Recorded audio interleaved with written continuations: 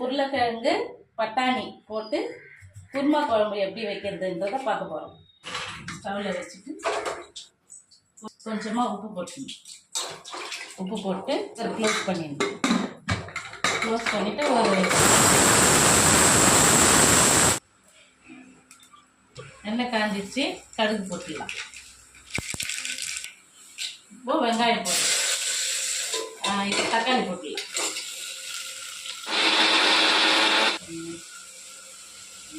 கொஞ்சம் மஞ்சள் தூள் போட்டு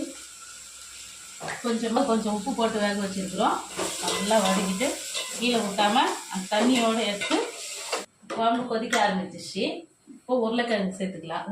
இப்போ ஒரு 2 நிமிஷம் இதை கொதிக்க விட்டுட்டு வெங்காயம் இதில் மிக்ஸ் பண்ணி இறக்கிட்டு போகிறோம். அவ்வளோதான். கரம் மசாலா தூள் சேர்த்துடலாம். நமக்கு உருளைக்கிழங்கு பட்டாணி குருமா குழம்பு சூப்பராக ரெடி ஆகிடுச்சு.